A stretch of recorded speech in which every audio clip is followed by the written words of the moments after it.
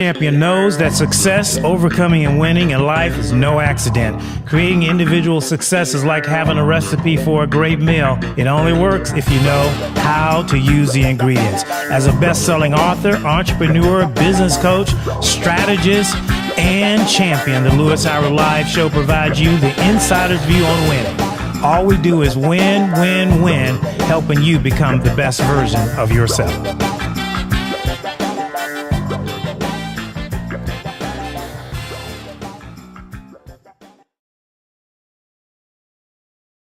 I like it. I like it. I like it. Hey, good afternoon, good morning, good evening, whenever you are having the time to watch this program. And I'm Lewis Howard, and this is another edition of Lewis Howard Live.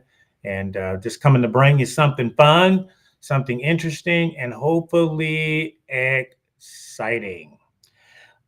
So, my first question to you is, what do people call you?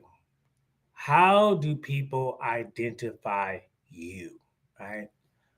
Beyond your name, we know that you have what we call your government name, your government ID, the name that's on your social security, your driver's license. But what else do people call you? How are you identified by your family, by your friends, by your coworkers? Because that matters, right? How you describe what people call you really does matter. And so I believe that we have multiple identities, some of us. Some of us are called by our jobs.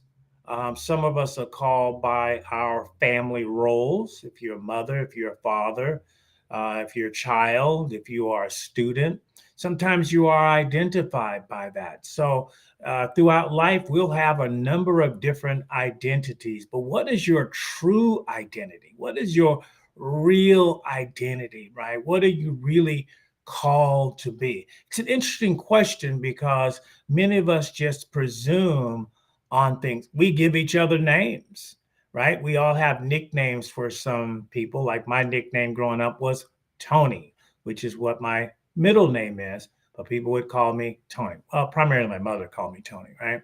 And others would call me Anthony. That's how they would identify me, but that wasn't my name. My name is Lewis Howard. It wasn't Anthony. It wasn't Tony, but that was the name that was given to us. What kind of names have you been given, right? We have funny names, nicknames that we have been given, and some of those identities will stick with you the rest of your days, the rest of your life, that people will meet you. It's funny, whenever I call back to my family or someone in Texas, they don't use my first name, Lewis. They use my middle name because that's what they, know me as. So here is the question for you. What do people know you as? And is what people know you as, is that your true identity? Or is that something that has stuck? Man, you don't want a nickname called Neckbone. That might stick with you, right? Or Slick or Dangerous, right? And people will give you names. Sometimes those names are based on something you did as a kid, right? Maybe you ate a lot of cookies, so everyone called you the Cookie Monster, but you're an adult now. So you're no longer the Cookie Monster. So do you still have those tags? Because once you have those tags, in social media, you can tag people. Okay, well, in life, you get a lot of tags. You have things that are tagged. So I just want to share some thoughts about your dream identity. What is the name of your dream identity? What is it that you really want people to call you?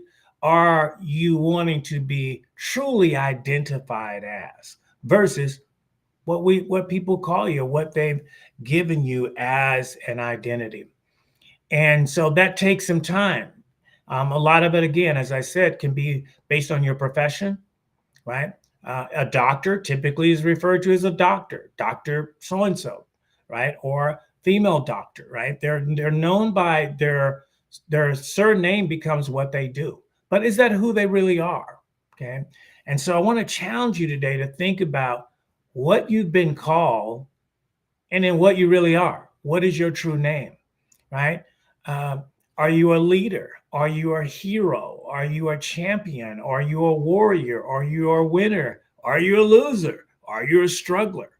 Right? I remember somebody giving me the name of struggler, and I said, no, I may be struggling at the moment, but that's not who I am. So sometimes you get a name in a moment. Maybe you did something in that moment and someone then named you for that. We see this in culture. When somebody does something great, we name them a hero. When someone does something bad, we name them a villain.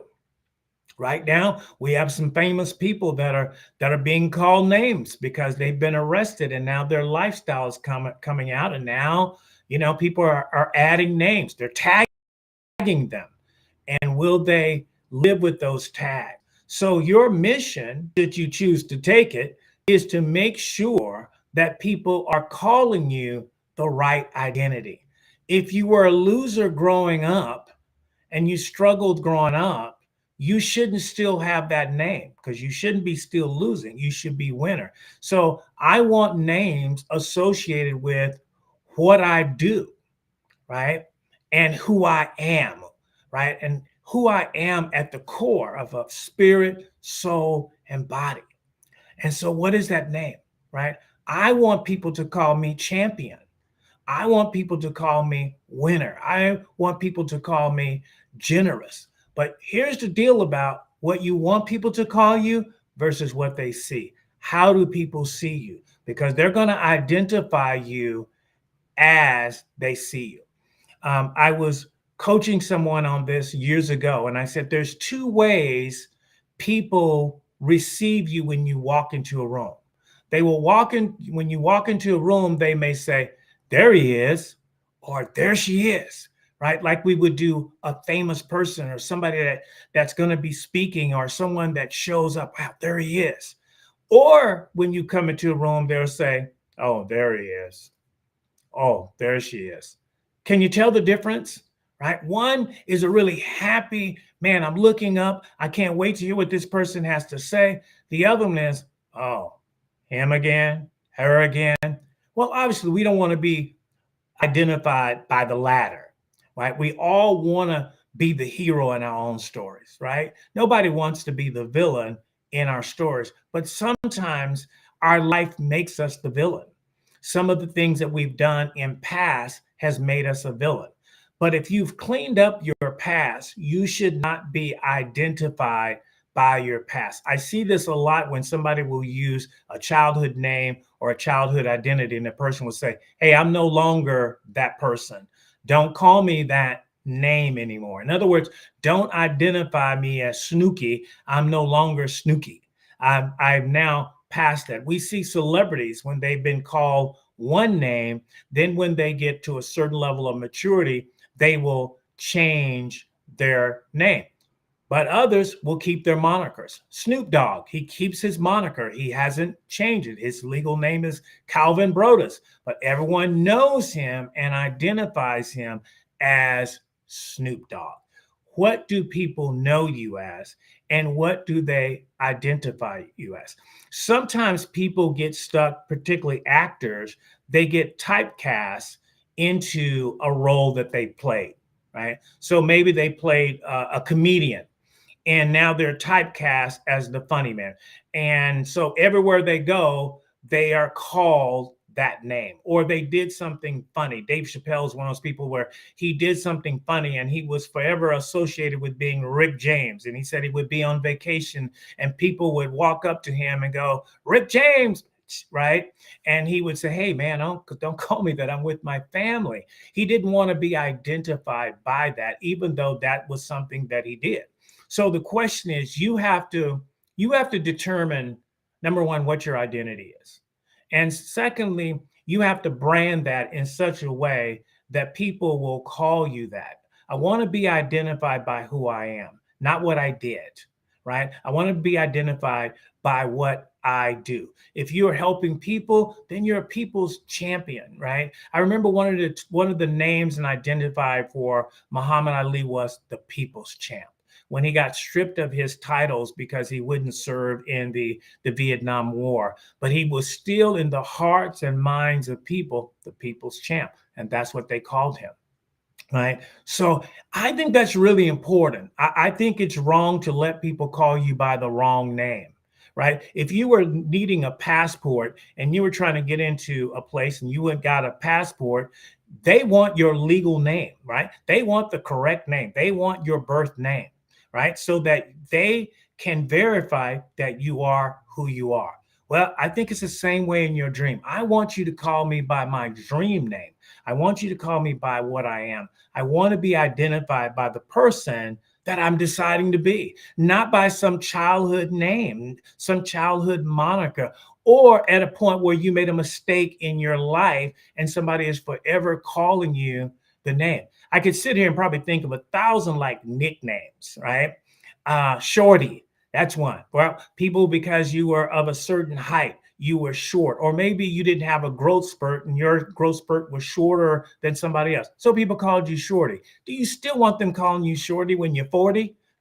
I don't, right? Let's drop that name and let's use the name that I'm using. So think about that. And sometimes that rubs people the wrong way because they're comfortable calling you that name, right?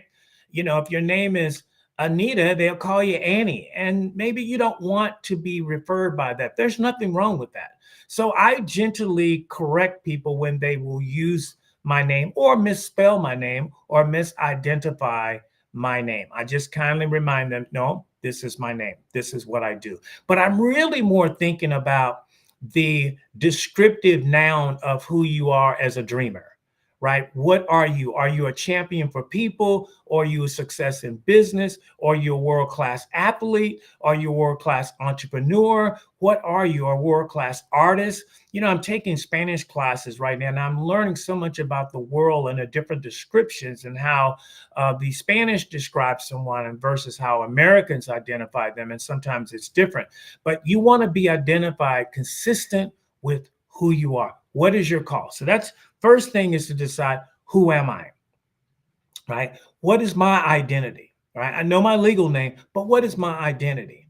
And what is the brand surrounded by that, right? So let's give you an example, right? Bruce Wayne has an identity. The character has an identity called Batman, right? And Batman is a vigilante. He's a hero. He's a hero of the night, right? So he calls himself Batman. That's his moniker. But then he also has things that complement that, right? I happen to have a Batman wallet, right? He has a Batmobile. He has a Bat cave, right? So he has all of these things that really complement the name that he's giving you. So what is your name and what complements your name, right? When we think of the character Barbie, what do you think of, right?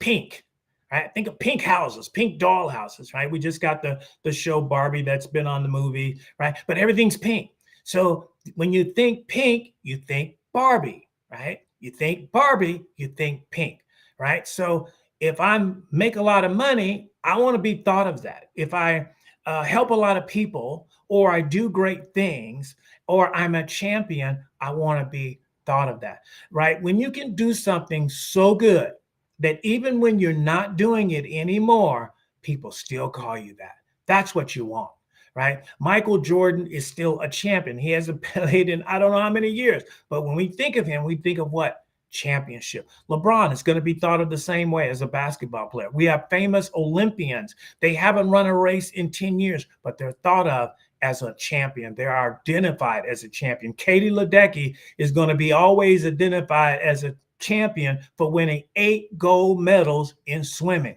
We won't have any problem knowing who she was because of what she accomplished. And so I think sometimes the goal is get your identity right. It doesn't matter what people call you. It matters what you answer to. You can call me anything you want to, but I'm not going to answer to that. So answer to what they identify. If you are a leader, then what supports that, right? If you're a champion, then what's your resume, right? So when somebody changes, and so I'll give you an example professionally.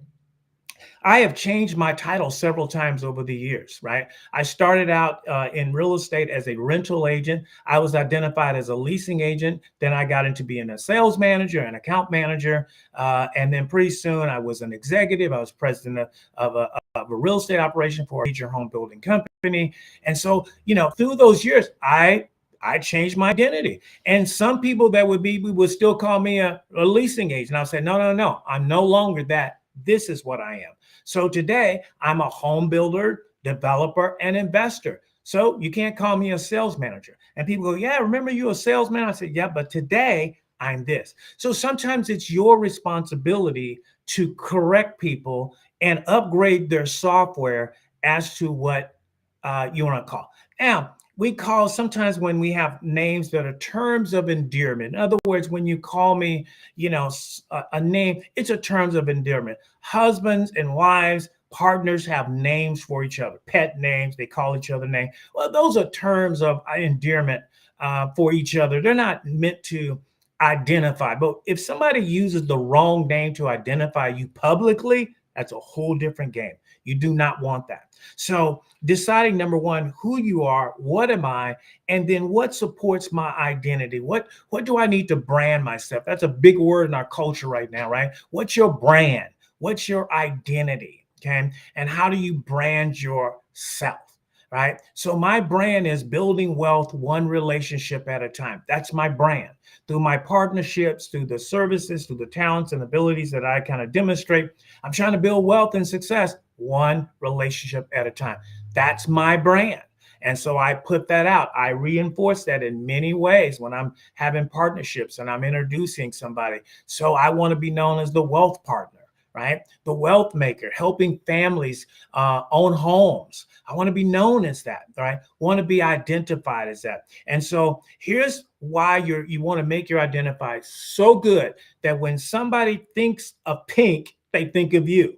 Or if somebody thinks of helping families, they think of you. If somebody thinks of something in entrepreneurship, they think of you.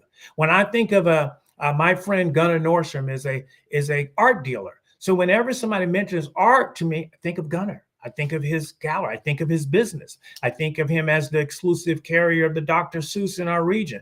That's what I think of him as. Why? Because he has branded himself as that. So let's step beyond your legal name, your government name, and your family name, and maybe your childhood names, and start to frame yourself in the name that you should be called because of the work that you're doing and the difference that you are making. Stop letting people from your past wrongly identify you in your present. Okay. And if people can't change, then you might need to evaluate that relationship. Because sometimes here's the thing about this.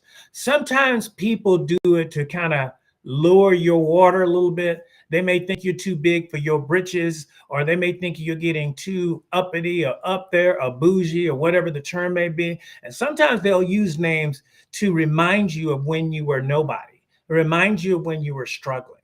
That's not cool. Okay. Because I know what they're trying to do. Right. And you probably got yourself a timeout as far as my relationship if you do that. You don't need to do that. I don't need to be reminded, that my nickname was Snooky growing up, right? Because I did crazy or foolish things. Okay. I'm 40. Don't need to be reminded of that. And if that's the only way you're willing to identify me, then we can't be friends. We can't be friends. So I may need to start a new batch of friendships that will identify me based on who I am and what am I doing, not based on who I was, right? I think that's fair. I don't think that's non-PC. I don't think that's non-culture. We have the right to be identified the way we want to be identified. We're seeing that in our culture, especially in the Western culture, that people are re-identifying themselves. They're changing, genders. They're changing their names. They're identified. That's their right. It's their identity. And if they want to be called El Mundo, all right. I remember an NBA player changed his name to Meta Peace. That was his name. So he got rid of his nickname and everything became Meta Peace. And that's what he wanted everyone to call him. Muhammad Ali was born Cassius Clay. That was his name. That was his legal name. But when he joined the Nation of Islam, he changed his name to Muhammad Ali, and he wanted others to call him that. And that was quite a battle because there were people that did not want to call him Muhammad Ali because they didn't want to support that position that he had taken. But he would stop them. And when they would call him Mr. Clay, he would say, Mr. Clay is my father's name. Okay. My name is Muhammad Ali. And eventually that became his name. We didn't think of him as Cassius Clay, even though that was his legal name. So you have to be the enforcer, if you will, of what your name is, what your identity is, what you want to be called. Otherwise, the default is people will pick a name to call you. And that I cannot have. Cannot have just people picking random names. And so there's a way to correct people.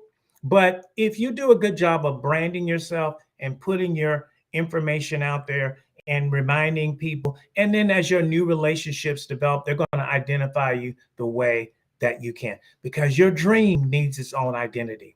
Your dream is different from your childhood. Your dream is different from college. Your dream is different from work. It's just different. If you're a father, your dream is different. You got to find the identity of your dream, and that's the name that I want to be called. Hey, this has been another edition of Louis Howard. Thank you for joining us. You can get us on about 15 different platforms. We're reaching around the world. We're in 7 countries, Spotify, so many places. Just look under Louis Howard Live and share it with someone. Send it to somebody that maybe is having challenges with identity right now. This will be a good word to at least start the conversation. As I always say, one thought can make a difference in your entire life. We'll see you again. Every great champion knows that success, overcoming, and winning in life is no accident. Creating individual success is like having a recipe for a great meal. It only works if you know how to use the ingredients. As a best-selling author, entrepreneur, business coach, strategist, and champion, the Louis Howard Live Show provides you the insider's view on winning. All we do is win, win, win.